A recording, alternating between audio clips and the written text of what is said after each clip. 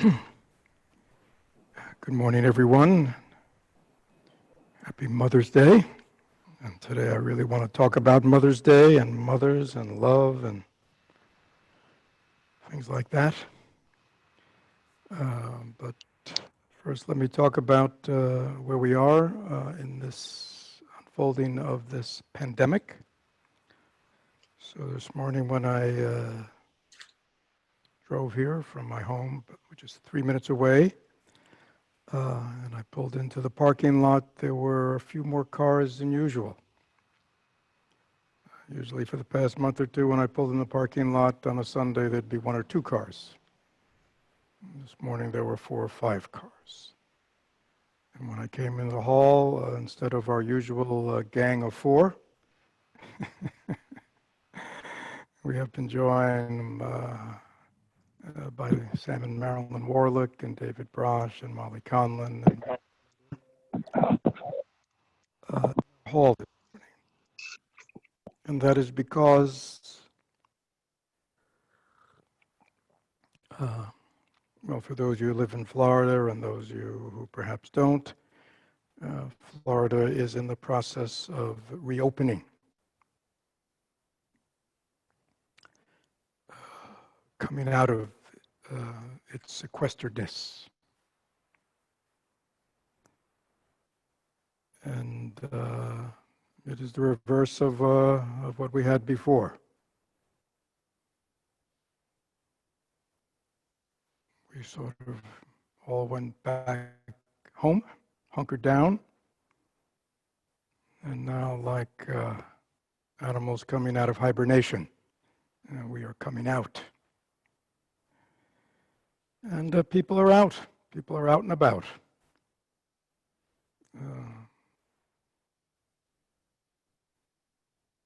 Some people are clearly obeying or following the protocols of social distancing and mass, and I would say the majority are not. And that is the state of Florida. I don't know how it is in other parts of the country, but Florida, in terms of the shutting down and the sequestering, was a laggard. And yet, in terms of coming out, we are full steam ahead. So it's an interesting state.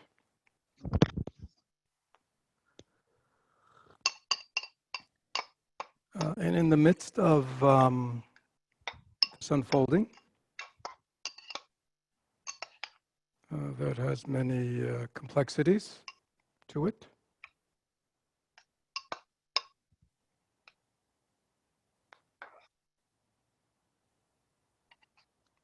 And I think we need to be respectful of the complexities to it. It is a so-called medical emergency, and therefore scientists and the medical field needs to be listened to and heeded. But also this is an economic crisis,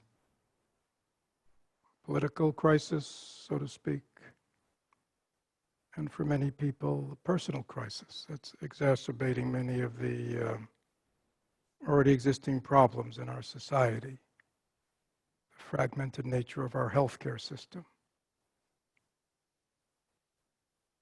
the difficulty people have of accessing quality healthcare,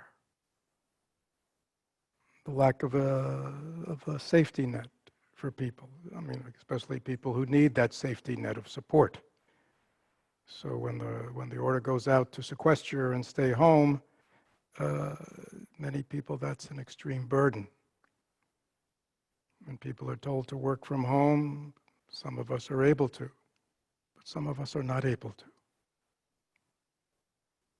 So it's a complex situation. And I think we need to be respectful of that and be careful of our attachment to our views and our self-righteousness at this time. We're all entitled to our views. But we should have some humility about our views and always be willing to, this is our practice, to understand others. As I think I might have said before in past Sunday talks, Many of us who have been able to be sequestered, be more safe during these times, have only been able to do that because other people have not. Other people are still picking our vegetables and shipping our vegetables and trucking our food and stocking the shelves. And for those of us who have had deliveries or whatever, it's only because other people are doing that. And that's okay with us, you see. But we have to, be mindful that, even sequestering in these times without a social safety net, without support, without economic support, it could be very difficult for people. As well as I think our community, the kind of people who come to our community, sort of a semi-retreat,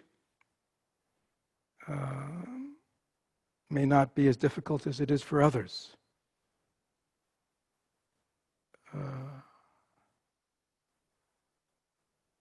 Being disconnected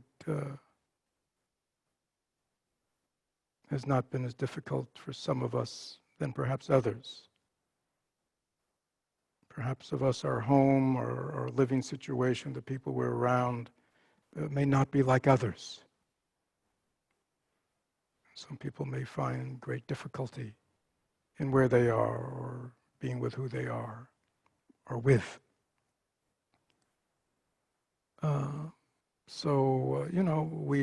We are navigating uncharted waters, my friends.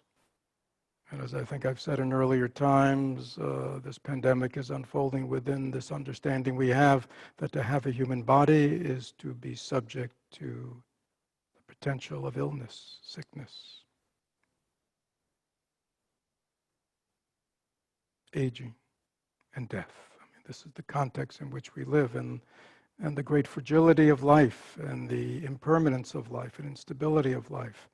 I think many people are having difficulty these days with the pandemic because it's really interfering with their plans. The stability of their lives. We feel we have a right to go to work, right? We have a right to go about and enjoy ourselves and eat out and drink and see our, we have a sense of how life should be unfolding for us. And I think our culture does not do well when our sense of entitlement to the way things we think should be often are challenged. And this is a significant challenge, but it could be just a practice. Those of us who live in Florida, we live always at this time of year with the threat of hurricanes, which can be devastating and certainly can change the course of our life. We know that the significant climate change that is affecting so many areas of life on this earth is still a significant issue and will continue to create great unstable situations for us. So hopefully we are using this time, those of us who are in the tradition of looking deeply, of seeing interconnections, seeing causes and conditions, trying to understand something deeply before we just react emotionally or with attachment to views, that we are using this time to really look deeply into a lot of our deeply held beliefs about how things should be, how the world should be, how people should be, how I should be, how my life should be. And really accept things, understand things as they really are.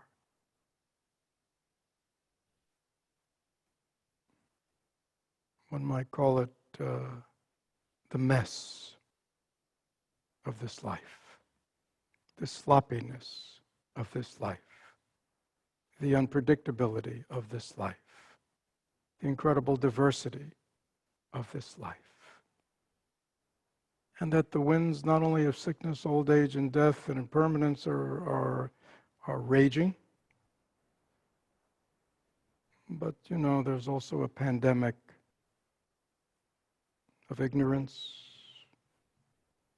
of anger, fear, that also rages. A lack of connection, a lack of love and compassion. For many, this is perhaps the more serious pandemic that is moving about this world, a more serious infection. But perhaps that is why we are here. That is why we practice. So we as individuals, we as a community can become healthy cells in the body of the world. And coming together not just as individuals, but as a community, that creating a Sangha body gives more power and solidity to this desire we have to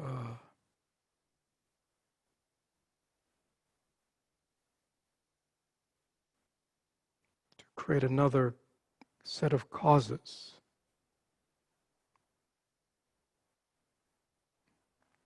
In the same way, I guess, there are viruses that do harm. Perhaps there are viruses, if I misspeak, please don't hold it against me, but perhaps there are viruses that do good. And perhaps we want to start an epidemic, a pandemic of goodness that each of us can be a part of, spreading goodness, kindness, patience, understanding, etc.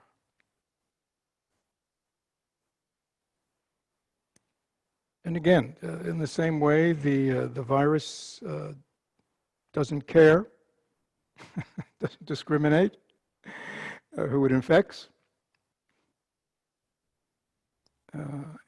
It's really practices impartiality.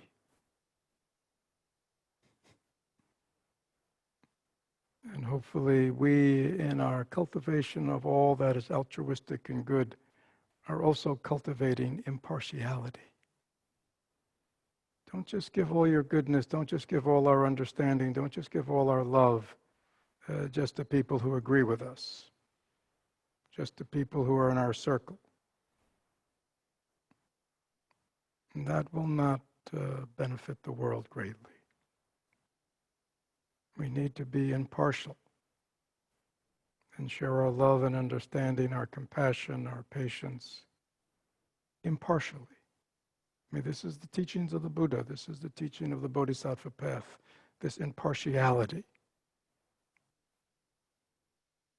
All beings are my children. As this is Mother's Day, we can think of that. A parent may have many different types of children. Some who do this and some who do that. Some who live more congruent with the way they like to live, and some perhaps who rebel against that, and some who choose a different path. But usually a loving parent does not write the ones who choose another path or have different views off. Do not hate them. Do not wish ill of them. A loving parent still loves. A loving parent still does their best to understand. And will always do their best to find those areas within that relationship to nourish positive things. And to not nourish things that are afflictive. So hopefully in our relationship with the world and the people of the world, and in this time of pandemic, when we see people acting the way we'd like them to act, and we see many people acting the way we don't want them to act, we watch our minds and ask ourselves, am I cultivating the mind of deep understanding? Am I cultivating the mind of deep love and compassion in this moment? If not, then what am I cultivating?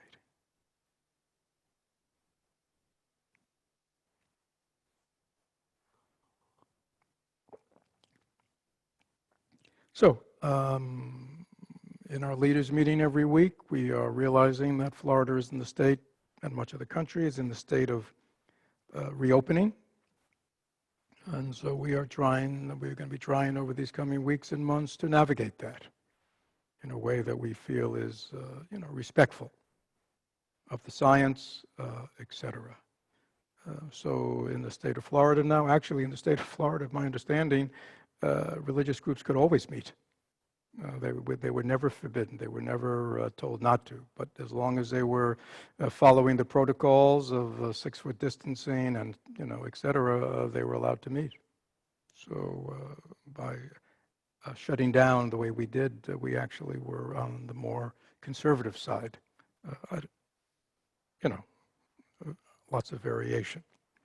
So our leaders are meeting, and we know, the community is beginning to open in Tampa and St. Pete and other parts of Florida. So we kind of experimented earlier in the week. I don't know if everybody can see it, but how to set up our hall.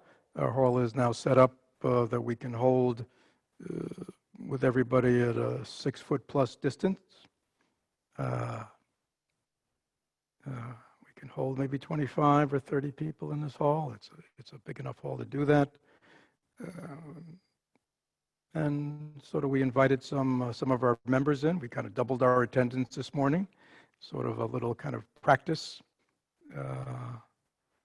as we did it. Invited people in, had the the sanitizer outside, and everyone's wearing masks. And so here we are, practicing what we've been told to practice, practicing modeling good behavior in terms of the pandemic. And again, it seems to be that we are coming out, and hopefully that people have learned how to,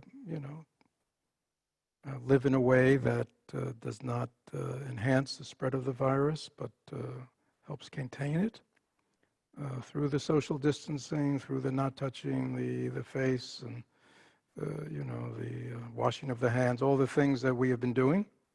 And hopefully that will keep us safe.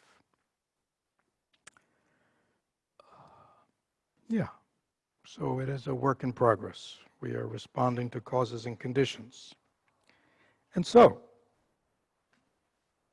Mother's Day. For me personally, this is a new experience. I'm 75 years old, and for 75 years I've had a mother.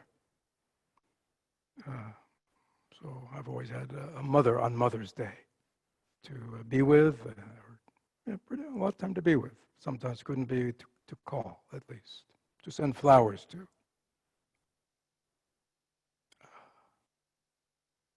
Actually, I think I'm usually not in the hall the weekend of Mother's Day because I'm usually, for the many years, gone down to Naples to spend the weekend with her.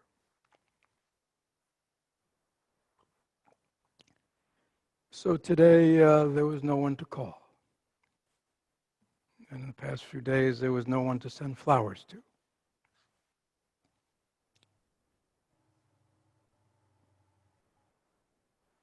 Birth and death, coming and going. This is the nature of this world.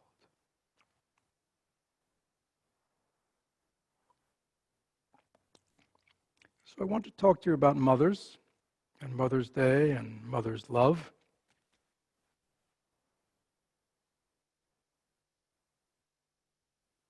Which is, we find it in the Bodhisattva path.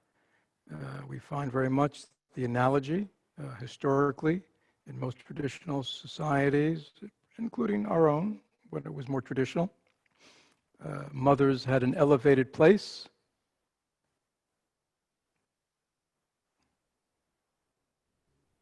as real representatives of a human being who put their children, others, ahead of their own needs, would sacrifice their own needs for the sake of their children, would be willing to go through difficulty and pain for the sake of their children, demonstrated love and caring for another human being, i.e. their children. So mothers always had, I think, a special role traditionally. And what I have here, I don't know if this can be seen, is a little booklet.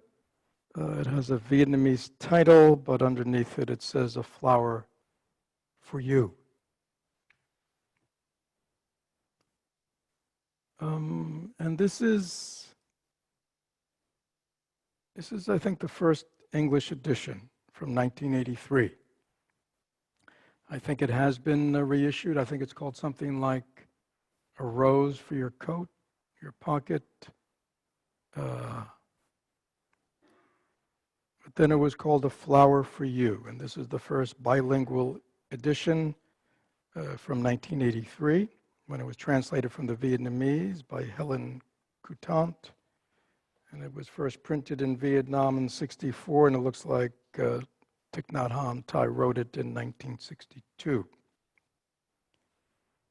And so there's an inscription on the first page dated August 20th, 1992.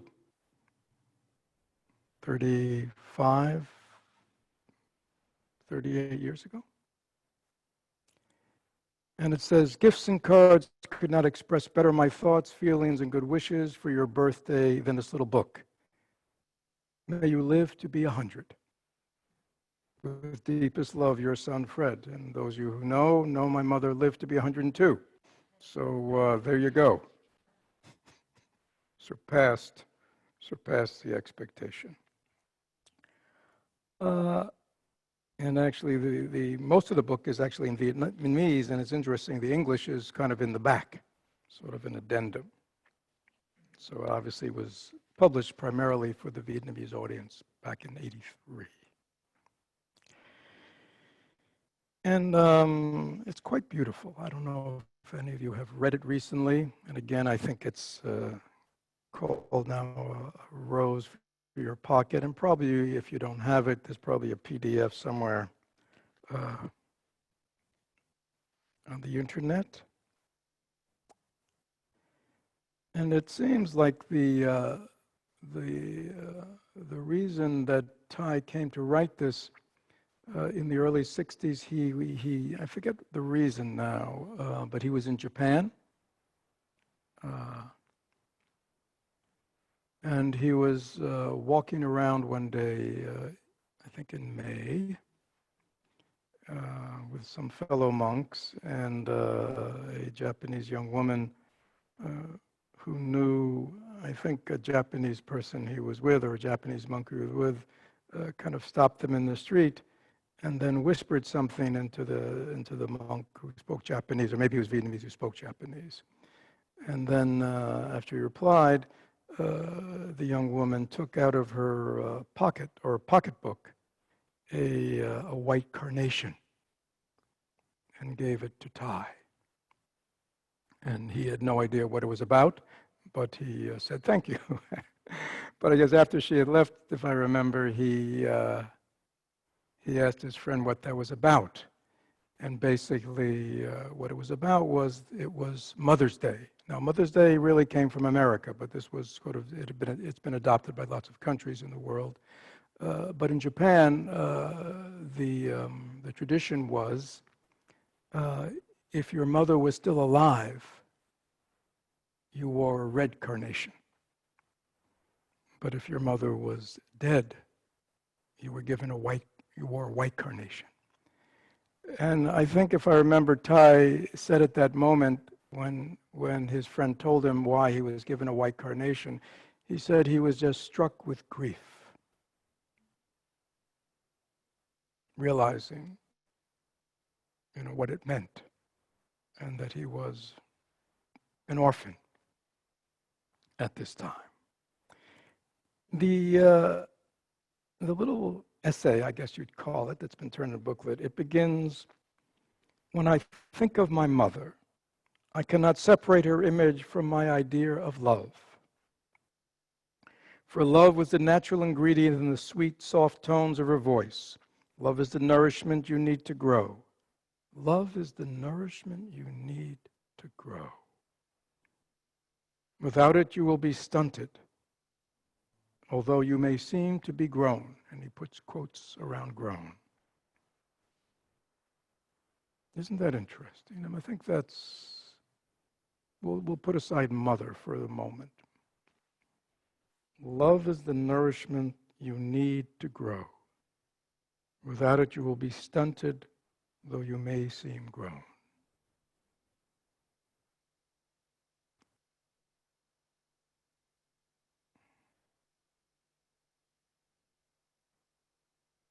Is that true? Just close your eyes a second. Is that true? For yourself, first begin with yourself. Of all the various attitudes or emotions, sort of bigger than that, because love is complex, is love the nourishment that one really needs to grow emotionally? And that without love, our growth, our emotional growth is stunted. Can we just reflect on that without any kind of judgment or blame or feeling bad, all the places we go, and just kind of be objective? Is that true? Is that true in my own life? Is my own development, my emotional development, was it stunted? Because I didn't get enough of that nourishment of love when I was a child and growing up.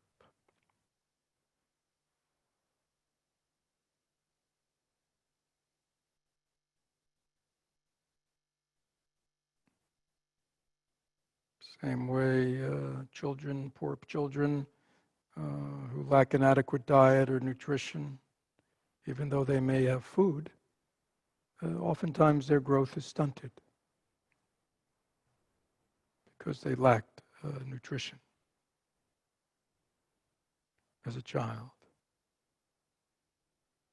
And that can be seen. But we have to look inside a little bit if we want to acknowledge that perhaps our own emotional growth, which really means our own capacity to feel safe and open and relaxed and open-hearted and loving, was stunted. It got a little twisted. It got a little shut down. It got a little walled off. All kinds of words.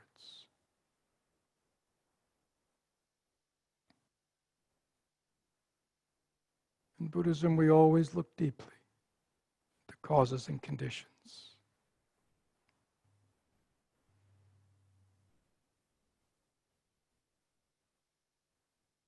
If we understand the cause,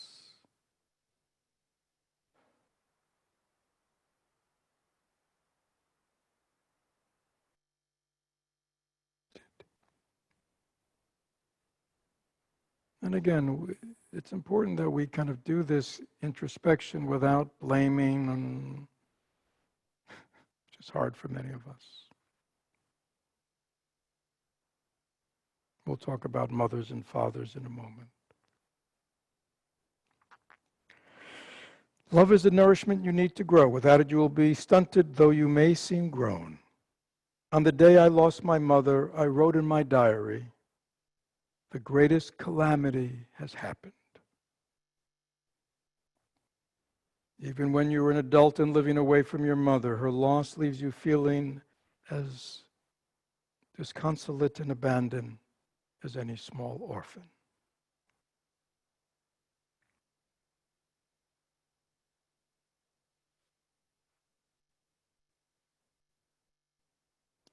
So let us begin by looking on the positive side.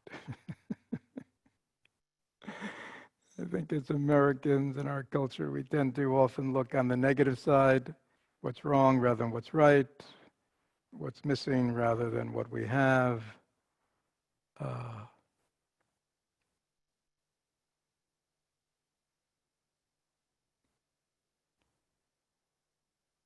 Obviously, when you read Ty's essay, and I hope you do, or if you read the Bodhisattva teachings on love and compassion, where you often, the Bodhisattva is often compared to, a loving mother and father who loves all beings equally. And we're asked to look at all sentient beings as if they were our mother. But that meditation only works if you have within your mind a sense that, and again, it comes from our own personal experience. Is mother, kind of an archetype, a model within our own minds of all these positive qualities? Please take a moment and look in yourself. When I say the word mother, does it only have positive associations? Because you read Thich Nhat Hanh's book and you go to most traditional cultures and that's what you hear. And probably maybe in our culture it was that way. I don't know. The archetype of mother is one of selfless love, willing to endure hardship, pregnancy, childbirth, feeding, clothing, keeping us warm, changing us, staying up with us at night if we were ill, holding us.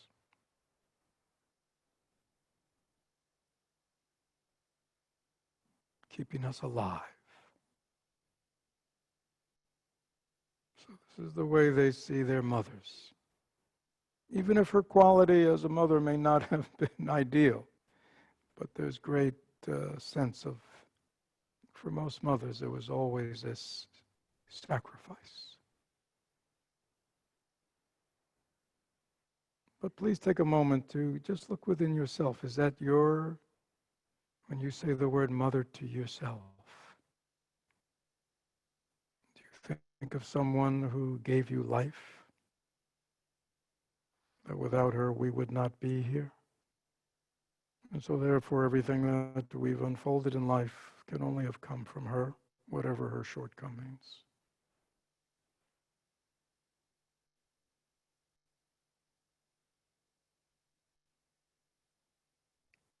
And that in most cases she did preserve our life.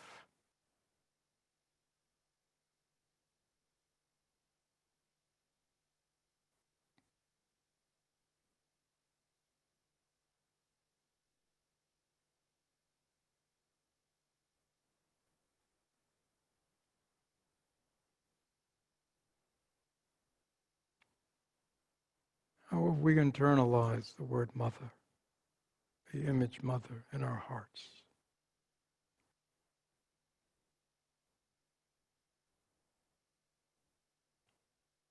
Or father?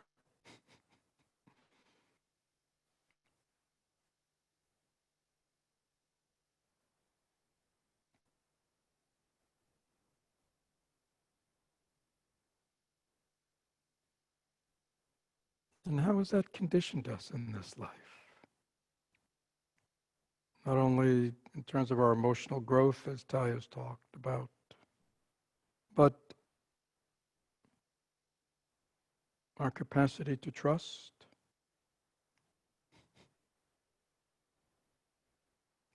others,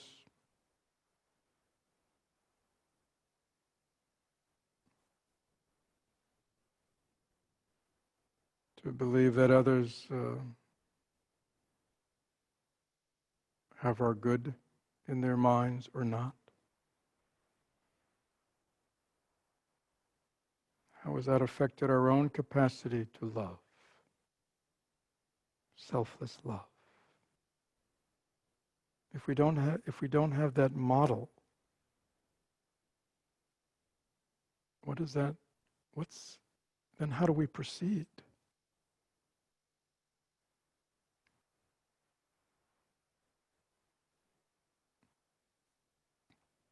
Can one have the model even if one didn't have it in reality?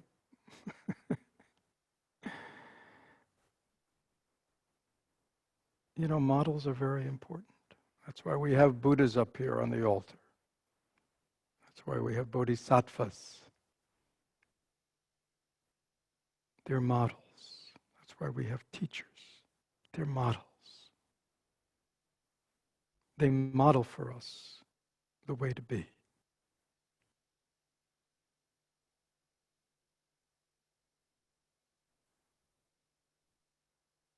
But many of us were wounded, disappointed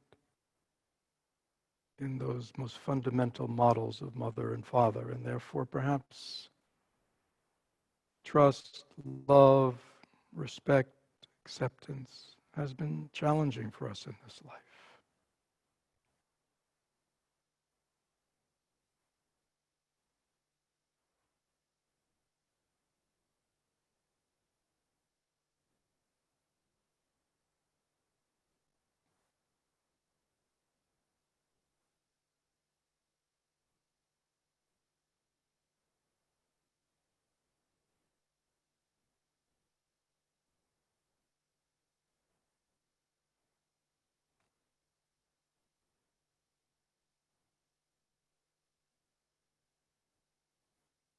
If we had a mother that was the way Tai talked about, and the whole book is a paean to mothers, a fountain of love. He does songs and poems from the Vietnamese tradition and just gives one example after the other. Very sweet. Very fortunate if in this life we had a mother like that, right? But what if we didn't? You see, I think many people might look at Thai's book and go, oh, I don't know, have a distaste for it. Or be jealous, or may get angry, right? I mean, we are funny people. We don't take joy in the joy of others. We often say, but what about me? How come I didn't have it, right? Yeah, so what if we didn't have it? What do we do? Well, the first thing I'd say, if we didn't get it from our mother and our father, why not? Why couldn't they give it?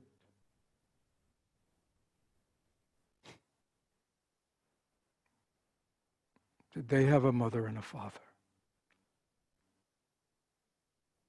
who stunted their growth?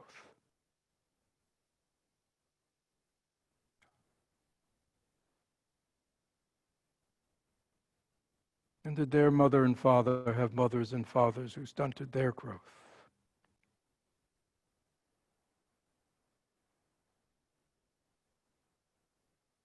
In our culture, psychological culture, we tend to blame. We tend to reify people as individuals and things, and we blame them. But in Buddhism, we see everything as the product of causes and conditions, and that people are just swept along by their causes and conditions until they wake up, until they find another way, a way to heal, a way to transform. Perhaps our mother and fathers were like that. Perhaps what we got was really their best, because of their causes and conditions, both from their past, their childhood, but also, what happened to them in this life.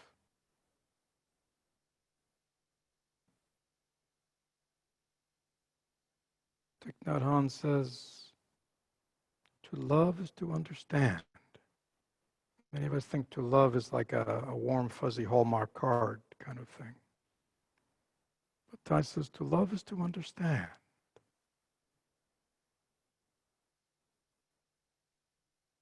Perhaps because of her own causes and conditions, our mothers could not love us in this totally nourishing way.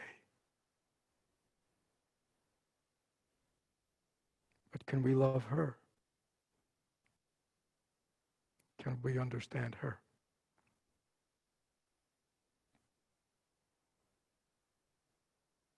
See, that's the real thing.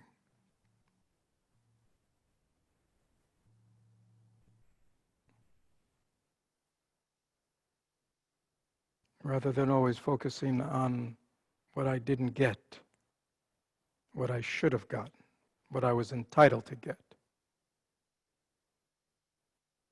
Practitioners look at it the other way, even more so. Yes, that may be true, but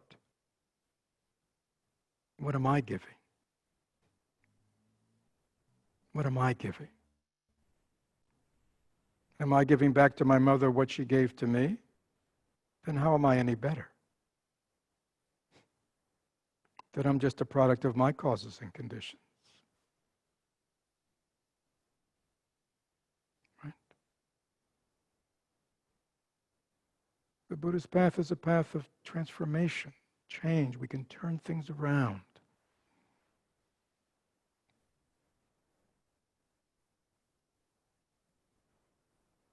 But that's why it's important to have these models, these ideals. We may be far away from Buddhahood. We may be far away from living as pure bodhisattvas in this life. Fountains of wisdom and understanding and love and compassion. But knowing that these beings exist, that the state of being a human being is within our reach, because other human beings have done it, shows us our potential, the possibilities of this human life.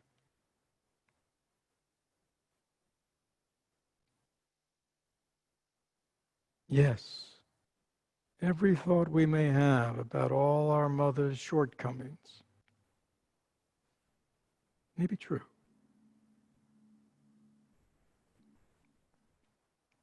But how about our shortcomings in the way we now relate to her or him?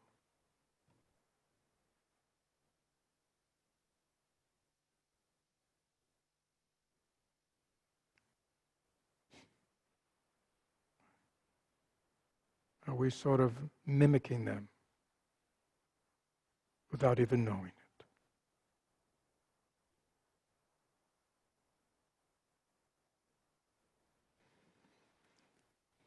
Yeah, so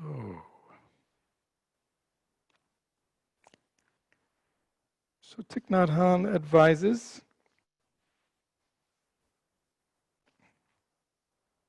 he invites the readers of his essay.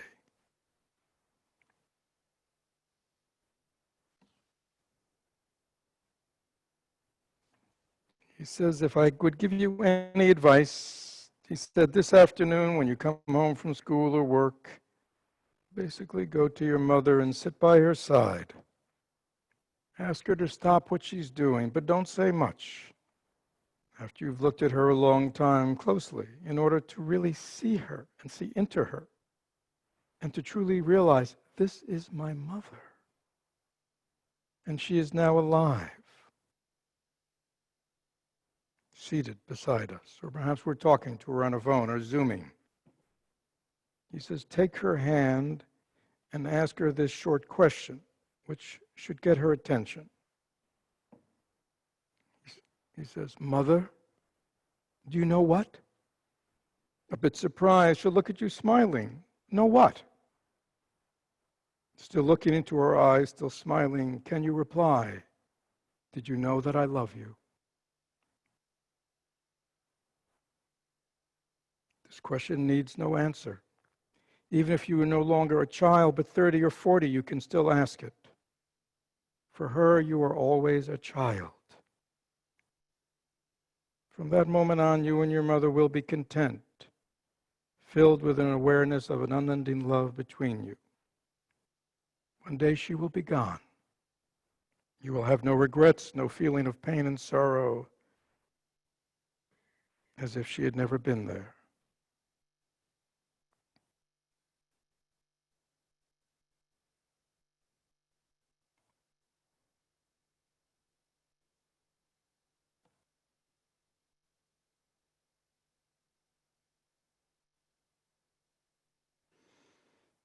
And we might say this about our mother, it's Mother's Day, but we could be saying this about our fathers. We could be saying this about other people in our life, family, friends, children, parents, aunts, uncles, cousins. Can we take the time to say this to them, to stop? I mean, he's so beautiful, and he's a monk, and yet he's teaching us how to love our mothers, how to love each other. Stop. Take her hand.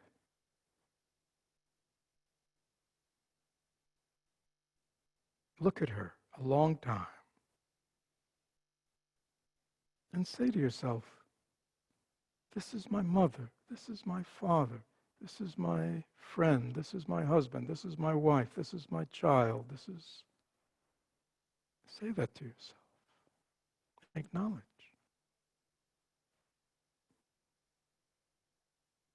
And ask them, do you know what? And when they say back to you, as they probably will, do I know what? What? How many of us are brave enough to say, do you know I love you?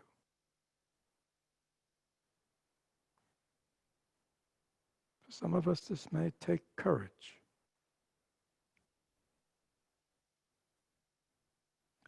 Some of us may need to say it to ourselves. I know there was a workshop yesterday on the inner critic. So some of us may maybe begin with ourselves.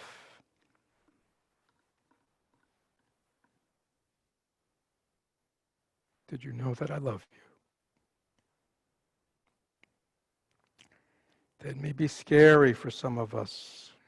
We have one of our things, in our cutting culture is like, many people say, ooh, I don't want to be vulnerable, right? Don't want to expose my heart. You see. But that's because we're only thinking about what? We're thinking about ourselves. When we think about others, we're not afraid. When you say to somebody, do you know that I love you? You're not asking them to what? To say, I love you back. We're not concerned about their response. That's our fear. That's our privacy. That's our fear of vulnerability. We're looking like outside back. But this heart is a different heart.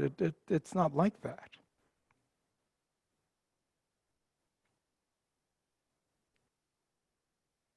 Do you know that I love you? It's just something we want to express to them. We don't need them to say anything back to us, do we?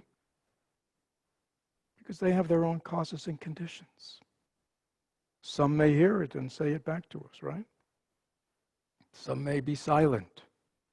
Some may be kind of, oh, of course, I know that. I mean, who knows what people say because of their causes and conditions. But we know that from our side, there was something that needs to be said. So I see back in 1992, I guess I was in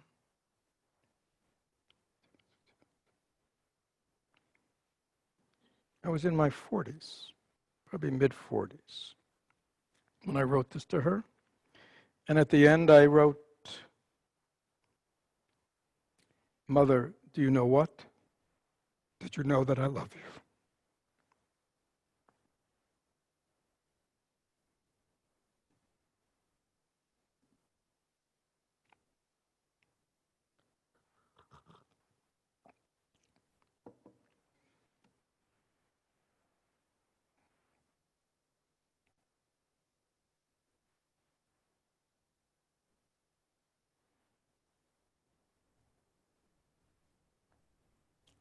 So, so it's Mother's Day. It's not too late for any of us. If your mother is no longer with you, you can look at her picture, you can bring her to mind and say it. If she's still with you,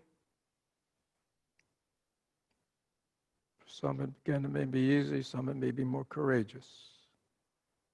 But we need to break out of our conditioning. We need to break out of our little boxes. We need to break into the freedom that our true heart, our true loving heart affords us. So I invite all of us to, on this Mother's Day, to our mothers if they're still alive, to our fathers, to other people that we love, that we take the time to look at them, to connect with them, and say how simply, "Do you know that I love you?" Our interactions with our loved ones are always so what? Businesslike. What have you been doing? And this, you know what I mean? This is our calls. What have you been doing? Funny, isn't it? And like how rarely we take the time to say something like that.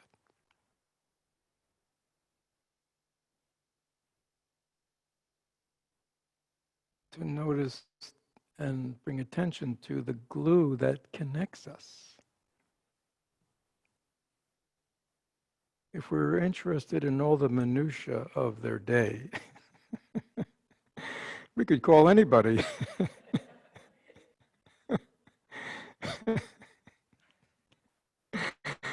And it could be that strangers would be more interesting than actually some of our family members, the minutiae of their day. But why do we ask them about their day, and why do we listen? Because we love them, right? So we need these times to remember that, acknowledge that. So we have a few moments. I don't know, it's a little, I'm not sure if it fits in, but Angie, are there any, through the chat function, are there any questions about this teaching on love and mothers and fathers?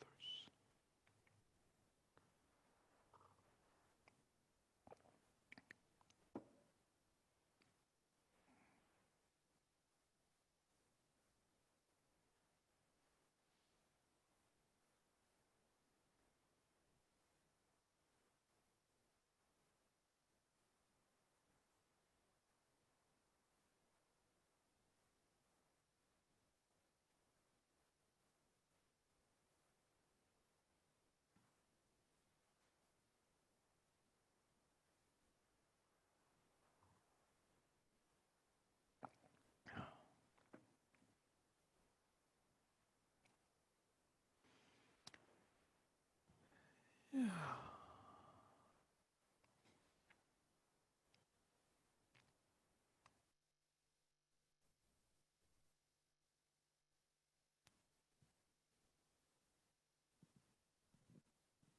So several comments, bowing with gratitude for the teaching. Someone said, I really don't think I love my mother. Should I say it anyway just to be kind?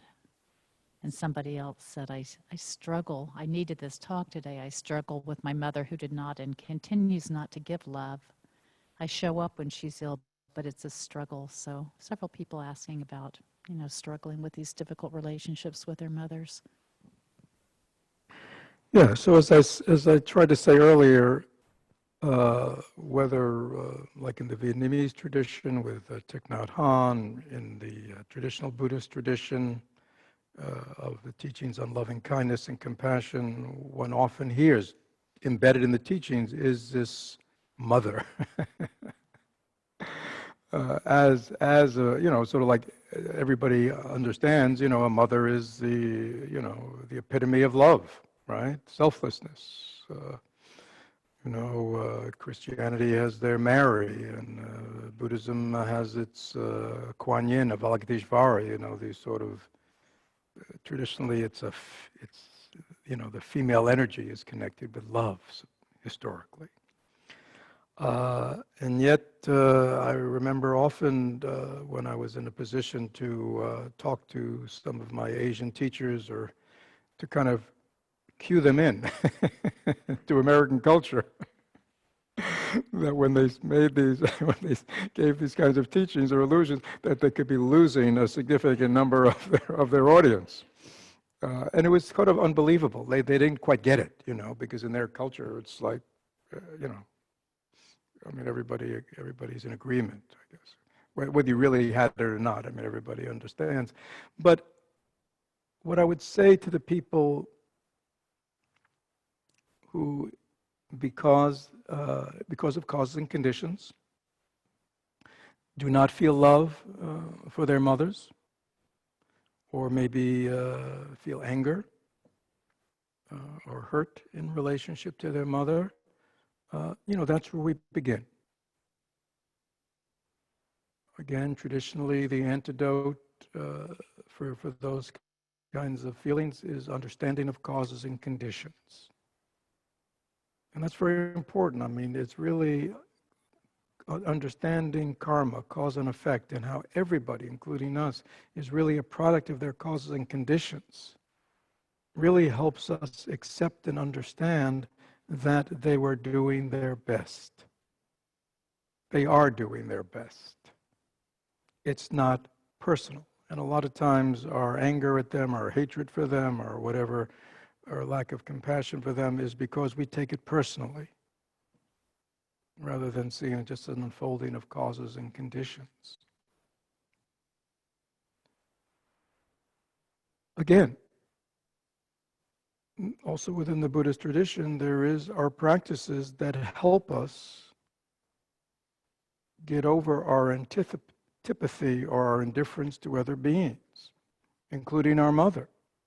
Again, and what I've heard Asian teachers say, and I certainly agree, is, how your mother showed up in life, her inadequacies, yes, but the bottom line is we would not be in life. We would not have had a life if it wasn't for her.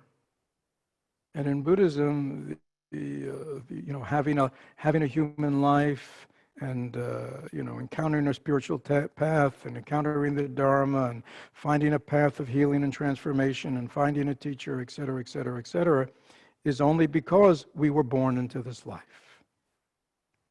And so, that only came about through our mother, and whether she was good or bad, she did, at some great discomfort or pain, carry us for 9 months in her stomach, in her uterus, and she gave birth to us, which was not a pleasant experience often.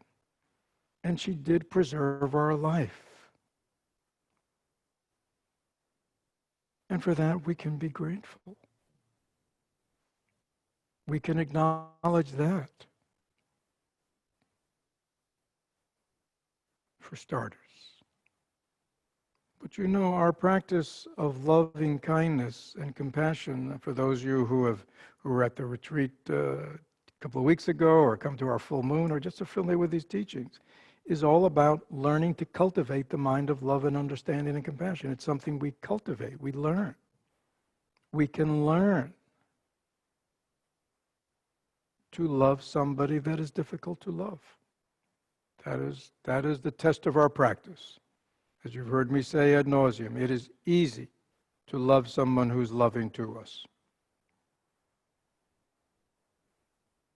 But to love someone who is difficult to love, and love doesn't mean, again, this is not the hallmark, this is not the hallmark hour or whatever it's called. All right? This is life. It's not warm fuzzies. I think people get confused. They think, oh, well, if I love my mother, that means I have to smile every time I see her and feel, no, she may be very difficult. She may, she may not be somebody who really you can relate to in that warm, fuzzy way, right? That just may be the way she is. Thich Nhat Hanh says, love is understanding. We drop our anger, we drop our hatred, we drop our indifference because we understand, one, they are the product of causing conditions, and two, they are suffering. They are not happy. Their minds are not at ease. And that should bring out compassion toward us. They're suffering. So please understand, when we talk about offering difficult people, challenging people love, it's not warm fuzzies. It's not hearts. It's not a Hallmark card. It's, I offer them understanding. I offer them kindness. I offer them my compassion. And we are all capable of generating that. In the Buddhist tradition, it says, sometimes we have, in the Bodhisattva path, like in the teachings on generosity, it's, if we really are the stingiest people around, it says, well, just practice, put something in your left hand and give it to your right hand, and then have your right hand give it back to your left hand. Kind of start there. Kind of have your left hand be generous to your right hand, and your right hand be generous, and when that becomes natural, you can kind of begin to work up. Okay, so, but we can begin somewhere.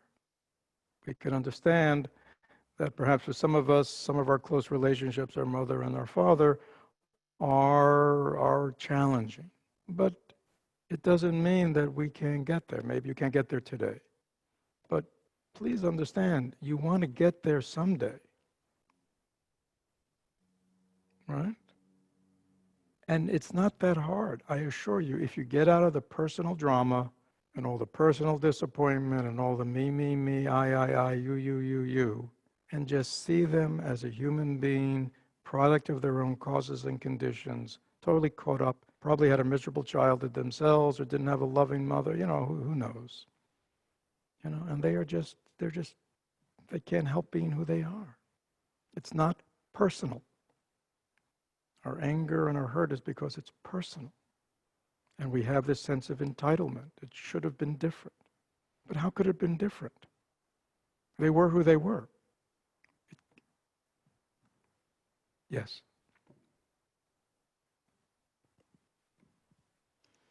Not really any more questions, but I just wanted to share because there's quite a bit of expression of love and gratitude on the screen that I'll just name that Mauricio bowed to our Sangha and said, "Do you know what? I love our Sangha."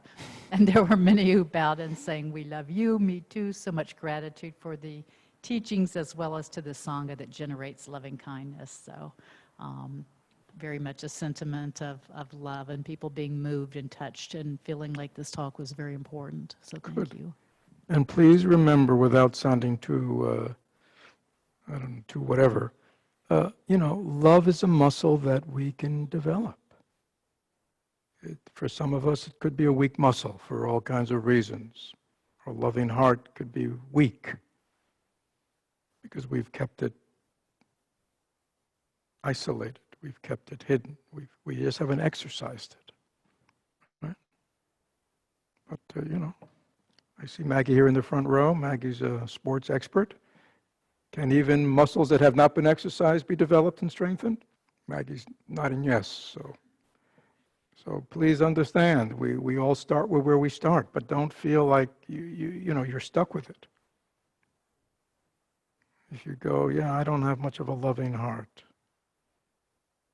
I don't have much of a caring heart. I'm sort of walled off.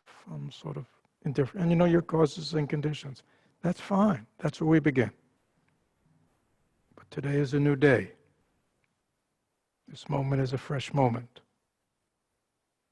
Let us begin anew.